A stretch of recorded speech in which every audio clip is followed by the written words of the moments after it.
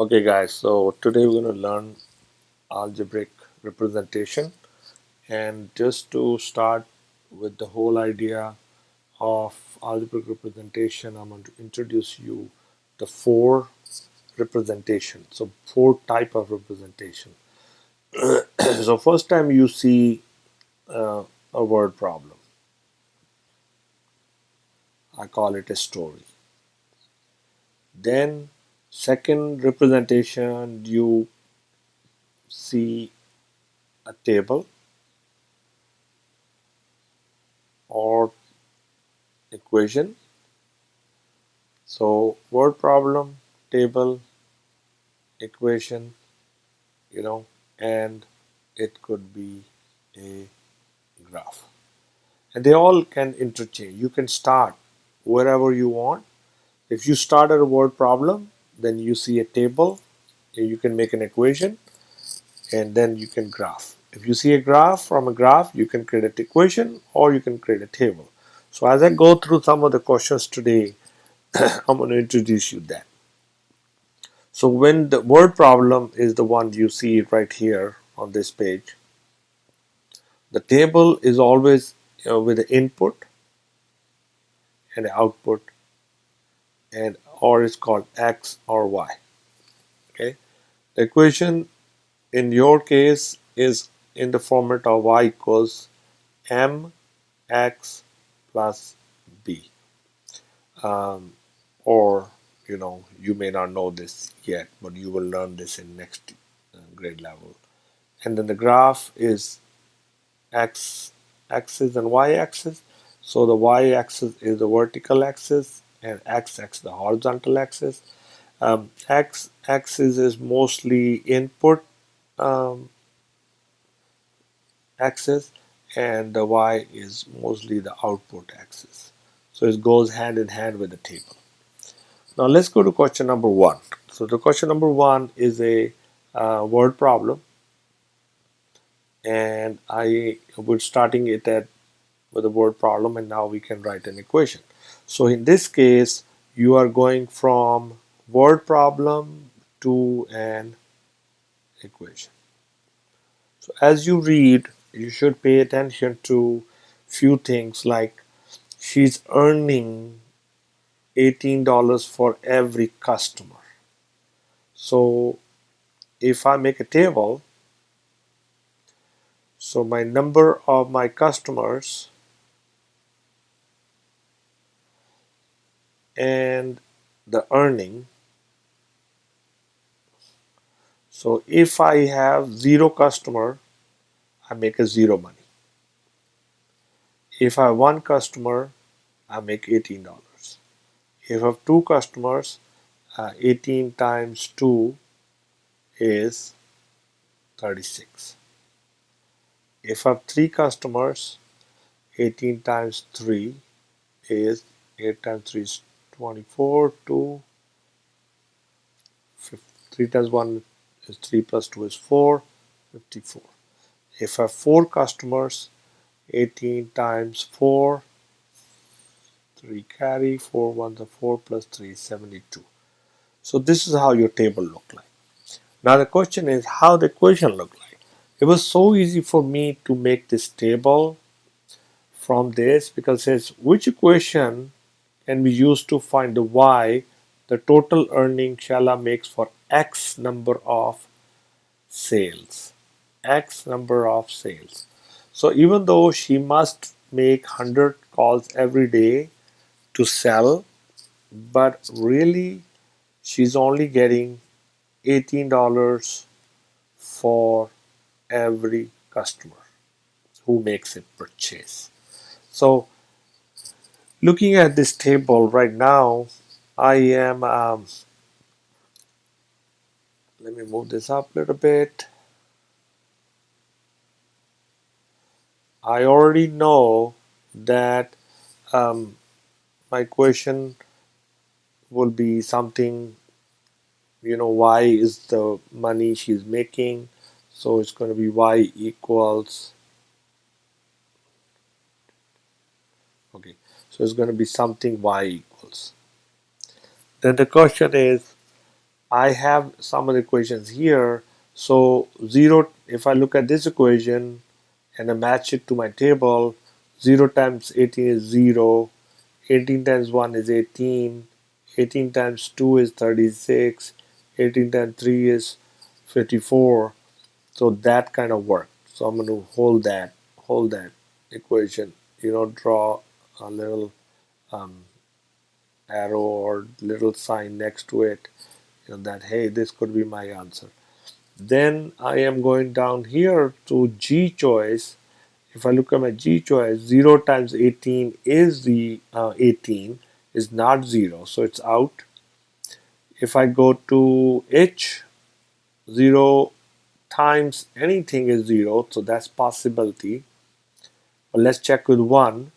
So if I check with 1, 18 times 10, 100 times 18 times 1 is not 18, so that's out. And 100 minus 0 times 18 is not 0, so that's out. So my answer is the first one. So 18x is my answer. Okay, let's go to the next one now. Number 2, next question. So here our representation is in the form of a graph.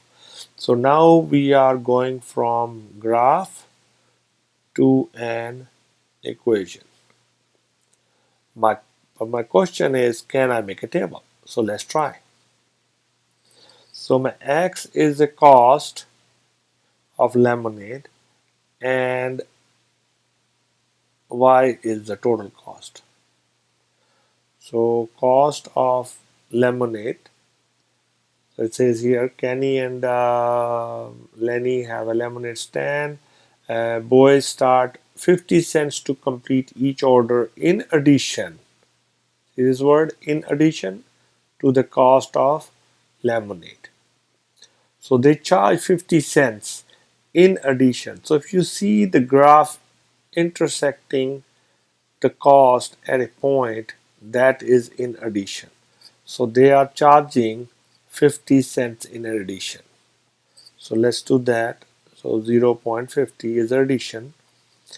And now we have to find out how much are they charging for a lemonade. So when the cost of lemonade was 0, they haven't sold any lemonade. I don't know why does it do that. Their total cost was additional cost was 15 cents. So now if I sell one lemonade, my cost is $1.50. If I sell two lemonade, my cost is $2.50. If you notice that you have not bought a lemonade yet, right? It was 50 cents. After you buy one lemonade, you pay $1.50. And then you buy another lemonade and you pay $2.50. So for every single lemonade increasing, so one lemonade went up, one lemonade went up. So from 1 to 2 you went up 1. You are only paying $1 extra. And teachers also do this, is called how much is Y changing, how much is cost changing over how many lemonades. So if you look this horizontal change, this is only one lemonade change. And if you go from 150 to 250 is also 1. So basically you're paying 1 is called delta X. No, I don't think I need that. So I'm going to go ahead and erase it. So I'm not going to introduce you that yet. So we're going to introduce you to that change. So basically it's change in Y, the cost, for change in the number of lemonades. Or you can go here in a table. Let me pick a different color. Here we go. So here we go. This is the change in the cost, which is $1. And this is the change in lemonade, which is one lemonade. So if you're buying one lemonade every single time, then I will go to my equations and try to match my table. So 50 cents times 0 is not, it's 0, so it's not 50 cents. So if you just do your table to match to equation by substitution, so this is not the answer. Also, if you remember that this is the output, so your equation should always be equal to y equals, so your x equal is out. You cannot have equation x equals. And then you're only left with a choice, so answer would be 1x when you don't need x. You don't need a 1, but you need x.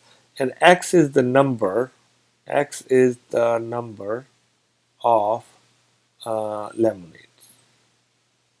Actually, x is the uh, cost of uh, lemonade.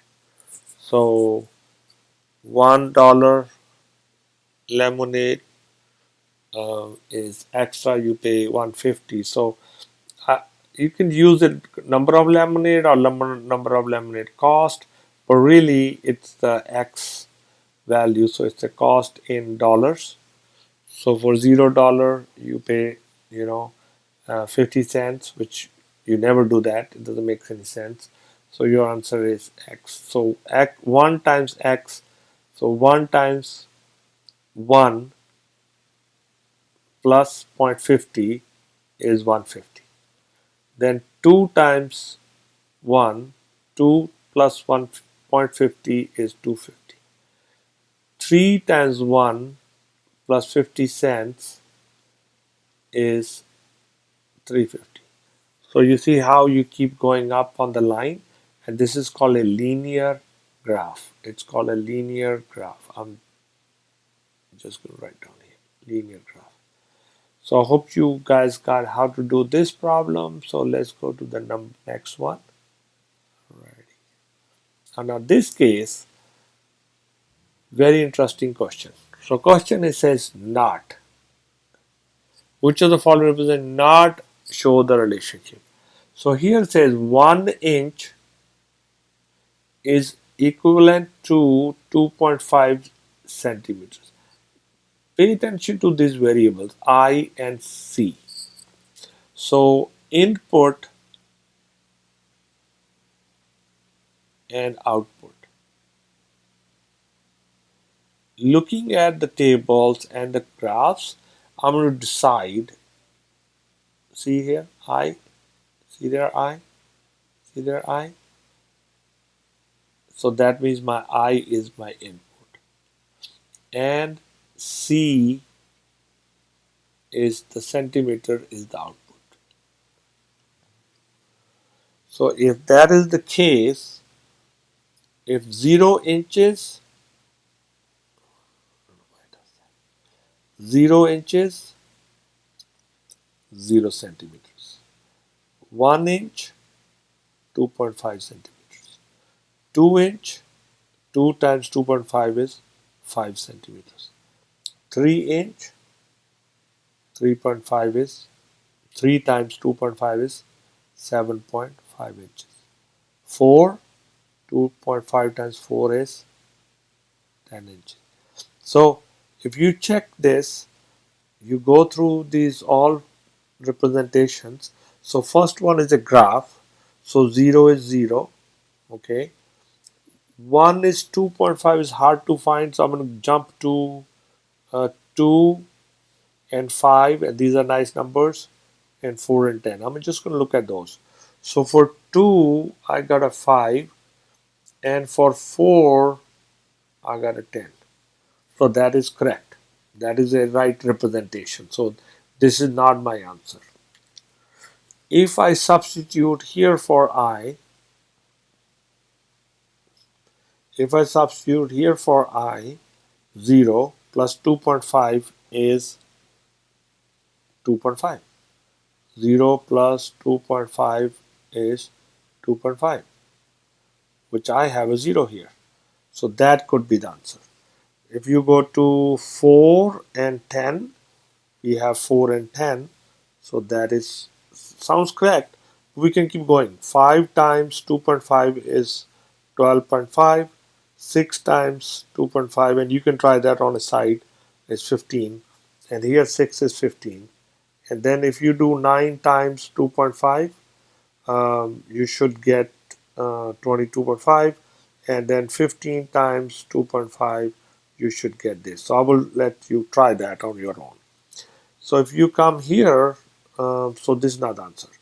If you come to the last option, now 3 is 7.5, we got that. 5 is 2.5, we got that. We haven't done 8 and 10, and I'll let you do 8 and 10 on your own, and I'll let you find which one is not the right representation. How about you guys try that, and we'll do the next one. So now the next one is another representation. There are 4 representations, and we are going to find which one is the representation. Okay, so going back to the variables, the letters, so H and D, right? So number of days, so always make a table, input and output. Looking at the graph, this is input, the left side is always, most of the time is input, and the right is always output. So in and out. So keep that in mind. So I know from now, and I also know that my hours, they depend on number of days. The days do not depend on number of hours. So for 1 day, I have hours. 2 days, I have more hours. 3 days, I have more hours. So I know my input is D, and my number of hours depend on my number of days. So let's go start with 0 day, 0 hours. 1 day, I got 24 hours. 2 days, 24 times 2. 4 times 2, 8. 2 times 2 is 4, 48. 3 times 24. 3 times 4 is 12, 1, 72. 4 times 24 times 4. 4 times 4, 16, 1. 8 and 1, 9, 96. And you can keep doing that. So you see 1 times 24 is 24. And in 2 days, you're not going to get 24 hours. So that's wrong. If you go to this graph, 0 days 0,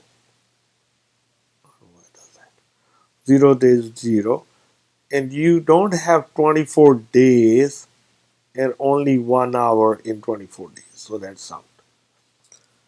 Okay, and I'll let you work on these 2 last options and substitute in your table and try to find your answer. Let me see if there's another question. There's not any other question.